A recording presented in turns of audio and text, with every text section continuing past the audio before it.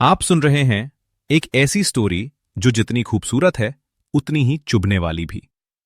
बात एक ऐसे बैटर की जिसने 2025-26 सीजन में 1566 रन ठोके, लेकिन पूरे सीजन रणजी में एक भी मैच नहीं खेला।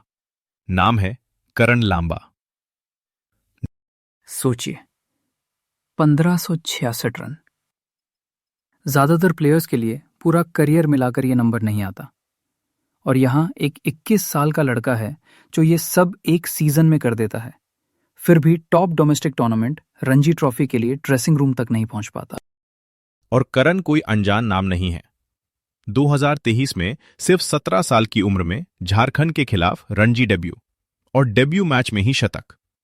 इमेजिन कीजिए, स्कूल कॉलेज वाली उम्र, सामने इंडिया के बेस्ट डोमेस्टिक बॉलर्स, और आप पहली ही इनिंग में 100 बना देते हैं। हाँ, और यही बात इसे और ज्यादा दर्दनाक बनाती है। करण खुद बताते हैं कि उस डेब्यू शतक के बाद उन्हें रणजी में दोबारा मौका ही नहीं मिला। मतलब एक सीजन में डेब्यू, शतक और फिर चुप्पी। 2 साल तक बस इंतजार। ये जो गैप है ना, डेब्यू शतक से लेकर अगला मैच तक, यहां कहानी ताली से ज्यादा ठहर जाती है। हम आमतौर पर सोचते हैं जिसने डेब्यू में शतक मारा उसका तो रास्ता साफ हो गया, लेकिन करण के केस में तो ऐसा लगा जैसे किसी ने लाइट ऑन करके तुरंत स्विच ऑफ कर दी। और इस सीजन की बात सुनिए, कर्ण अंडर 23 के शुरुआती मैचों में धड़ाधड़ रन बनाते हैं। उसके बाद सेलेक्टर्स उन्हें बोलते हैं, तुम्हें रणजी में प्रमोट करेंगे। एक प्लेयर के लिए ये लाइन क्या होती है आप समझ सकते हैं। यही वो वादा है जो रात को सोने नहीं देता और सुबह प्रैक्टिस पर और तेज दौड़ाता है। एग्जैक्टली। आप अपने बैग में नया किट रख देते हैं, मन में सोच लेते हैं अगली टीम लिस्ट में मेरा नाम होगा। करण भी इंतजार करते रहे, हर स्क्वाड अनाउंसमेंट, हर टीम लिस्ट, शायद आज। लेकिन करण कहते हैं, मैं इंतजार ही करता रहा और मेरा रणजी में नंबर नहीं आया। ये लाइन सुनकर साफ लगता है, रन कोई कम नहीं थे, उम्मीद कोई कम नहीं थी, बस दरवाजा नहीं खुला। और ये बात याद रखिए, 2025-26 में करण ने जहां भी खेला बल्ला चलता रहा। टोटल जोड़िए तो 1566 रन। ये ऐसे नहीं है कि एक टूर्नामेंट में चल गए बाकी में गायब। अलग अलग फॉर्मेट, अलग अलग टूर्नामेंट, और हर जगह उनका नाम स्कोर कार्ड में ऊपर रहा। फिर भी नतीजा क्या? पूरा सीजन निकल गया, बातों में प्रमोट करेंगे रहा, लेकिन रियलिटी में एक भी रणजी मैच नहीं। ये combination high performance, high promise, low opportunity, यही आज के एपिसोड का दिल है। तो इस चैप्टर में हमने बैकड्रॉप सेट कर लिया है।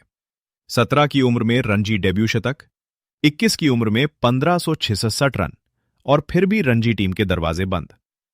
अगले हिस्से में थोड़ा जूम इन करेंगे, करण बनाम सिस्टम, टाइमिंग की बात करेंगे, उम्र की बात करेंगे, और ये जो अभी टाइम है वाली लाइन है उस पर भी बात होगी। करण की एक लाइन मेरे दिमाग में घूम रही है, सही समय पर यदि मौका ही नहीं मिलेगा तो आगे बढ़ना मुश्किल है। और सच्चाई यह है कि क्रिकेट में, खासकर इंडिया में, टाइमिंग सिर्फ शॉट्स की नहीं, करियर की भी होती है। हाँ, और यहां टाइमिंग का मतलब है किस उम्र में आपको कौन सा प्लेटफॉर्म मिलता है। करण अभी 21 के हैं।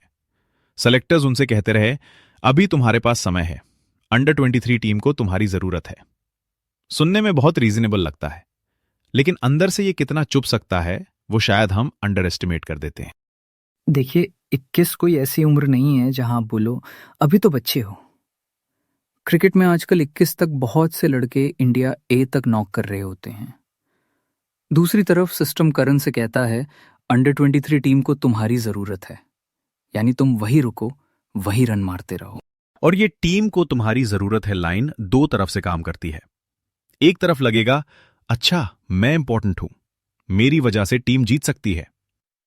दूसरी तरफ अगर आप करण की नजर से देखें तो ऐसा भी लग सकता है कि ये एक तरह का बहाना है। परफॉर्म तो ऊपर वाले लेवल पर कर चुके हो, पर तुम्हें वही पकड़े रखेंगे। यहीं पर सचिन तेंदुलकर का उदाहरण सामने आता है। हमें पता है, सचिन ने 16 साल की उम्र में इंडिया के लिए डेब्यू किया था। क्यों? क्योंकि उस टाइम पर सेलेक्टर्स ने यह रिस्क लिया कि हाँ, ये लड़का तैयार है, इसे सबसे बड़े प्लेटफॉर्म पर मौका दो। सही टाइम, सही मौका, और करियर की डायरेक्शन पूरी तरह बदल गई। मैं ये नहीं कह रहा कि हर टैलेंट सचिन बन सकता है या हर 16-17 साल के बच्चे को इंडिया खिला दो, लेकिन मैसेज क्या है? अगर कोई प्लेयर कम उम्र में ही लगातार अलग अलग फॉर्मेट में रन मार रहा है और आप सिर्फ ये सोचकर उसे रोक रहे हैं कि अभी टाइम है, तो शायद आप उसके करियर की स्पीड ब्रेकर खुद बन रहे हैं। और यहां सिर्फ सिलेक्शन की बात नहीं है, मेंटल हेल्थ की भी है। सोचिए, आप सीजन दर सीजन खुद से कह रहे हैं बस इस बार नंबर आएगा। ऊपर से ऑफिशियल लोग बोल भी रहे हैं प्रमोट करेंगे। फिर जब लिस्ट में नाम नहीं आता तो आप खुद पर शक करने लगते हैं। क्या मेरे रन क्वालिटी वाले नहीं थे? क्या मैं नेट्स में कुछ गलत कर रहा हूं? जबकि डेटा कह रहा है नहीं, रन तो हैं, दिक्कत कहीं और है। और जब कारण साफ ना हो तो दिमाग और ज्यादा घूमता है। एक दिन गुस्सा आता है सिस्टम पर, दूसरे दिन गुस्सा खुद पर, तीसरे दिन आप फिर मैदान पर वही मेहनत कर रहे होते हैं। सेलेक्टर्स की सोच पर हल्की सी क्रिटिकल नजर डालना जरूरी है। क्या हम परफॉर्मेंस से ज्यादा उम्र देख रहे हैं? क्या हम यूथ क्रिकेट की सुकून भरी लेबलिंग में कुछ लड़कों को ज्यादा देर तक फंसा के रख देते हैं? और क्या हम ये मान लेते हैं कि जो अभी अच्छा कर रहा है वो 2 साल बाद भी अपने आप अच्छा कर लेगा? करण का केस कम से कम हमें यह सोचने पर मजबूर करता है कि सिस्टम में कम्युनिकेशन कितना क्लियर है। अगर आप प्लेयर से कहते हैं देखो ये स्किल्स पर काम करो इसलिए अभी नहीं लिया, तो भी दर्द होता है, पर डायरेक्शन साफ होती है। लेकिन अभी टाइम है, जरूरत है वाला जेनेरिक जवाब, वहां से फ्रस्ट्रेशन पैदा होता है। तो ये कर्ण वर्सेस सिस्टम वाला मामला एक्चुअली कर्ण वर्सेस किसी इंडिविजुअल सेलेक्टर नहीं है। ये उस माइंडसेट वर्सेस खिलाड़ी की मेहनत है, जहां एक साइड कहती है रुको अभी लेवल अप मत करो, और दूसरी साइड रोज नेट्स में खुद को ये प्रूव कर रही होती है कि मैं तैयार हूं। अगले चैप्टर में हम सिर्फ फीलिंग्स नहीं, फुल आंकड़ों के साथ बात करेंगे। 2025-26 के नंबर खोलेंगे, देखेंगे कि 1566 रन कैसे और कहां आए, और करण खुद अपने गेम को कैसे देख रहे हैं। वहीं से शायद यह भी समझ आएगा कि इतनी कंसिस्टेंसी के बाद भी बड़ा मौका तुरंत क्यों नहीं मिलता। अब जरा नंबरों की दुनिया में चलते हैं, लेकिन वादा है हम इन्हें बोरिंग नहीं होने देंगे। करण लांबा के 2025-26 सीजन के आंकड़े खुद कहानी सुना देते हैं। हाँ, मैं नंबर्स वाला बंदा हूं, पर ऑन एयर हमेशा डर लगता है कि लोग कहेंगे फिर स्टार्ट शुरू हो गए। तो चलिए आराम से स्टेप बाय स्टेप चलते हैं।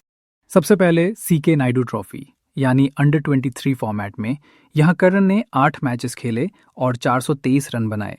बेस्ट स्कोर 139 और 2 शतक। ये बताता है कि लंबी पारी खेलने की उनकी क्षमता है, सिर्फ कैमियो वाला खिलाड़ी नहीं है।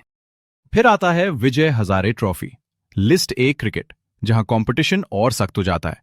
यहां करण ने 7 मैचों में 471 रन बनाए, बेस्ट 119 और 3 शतक। 300 इन 7 गेम्स। ये स्ट्राइक नहीं, ये स्टेटमेंट है। अंडर 23 वनडे में भी उन्होंने 9 मैचों में 588 रन बनाए, बेस्ट 125 और 1 शतक। अगर आप टोटल जोड़ें तो अलग अलग फॉर्मेट में भी कंसिस्टेंसी दिखती है। हर जगह किसी न किसी टूर्नामेंट में एक बड़ा नॉक वाली कहानी नहीं, बल्कि हर जगह रन। T20 फॉर्मेट की बात करें तो मुश्ताक अली ट्रॉफी में कर्ण ने 3 मैच खेले, 84 रन बनाए और बेस्ट 52। ये दिखाता है कि छोटी फॉर्मेट में भी वो एडजस्ट कर सकते हैं, सिर्फ रेड बॉल या सिर्फ 50 ओवर के खिलाड़ी नहीं है।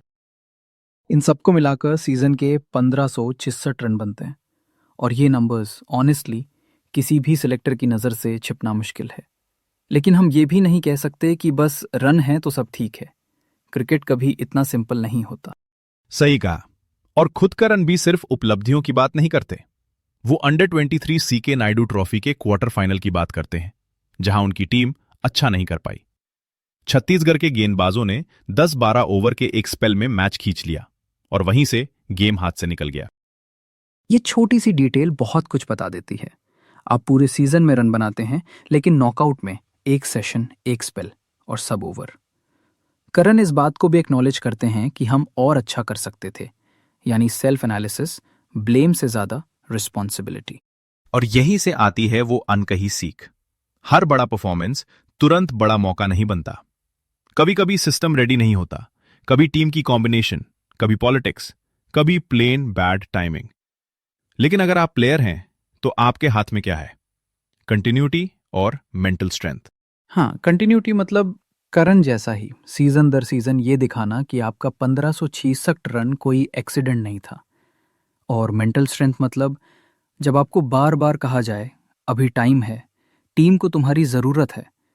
तब भी आप अपने अंदर ये आवाज़ अलाइव रखें कि मैं इससे ऊपर के लेवल के लिए भी बना हूं।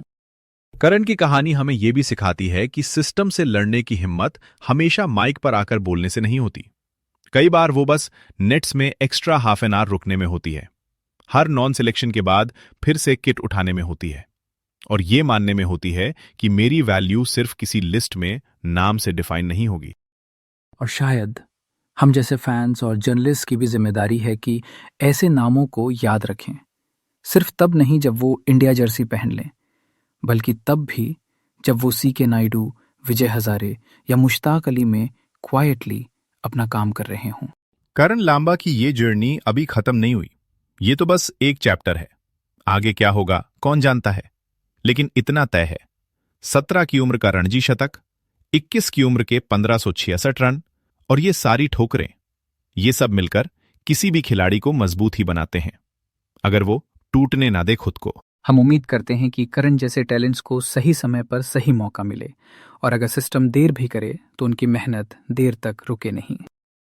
चलते चलते अगर आप ये शो सुन रहे हैं और आपके आसपास कोई ऐसा लड़का या लड़की है जो डोमेस्टिक, क्लब या यूनिवर्सिटी लेवल पर ऐसे ही फाइट कर रहा है, तो आज उनको एक मैसेज भेजिए, मैं तुम्हें देख रहा हूं, तुम्हारा एफर्ट दिखता है। बस आज के लिए इतना ही। आगे भी हम ऐसे ही और क्रिकेटर्स की कहानियां लेकर आएंगे जो शायद हेडलाइन नहीं बनते, लेकिन दिल जरूर छू जाते हैं।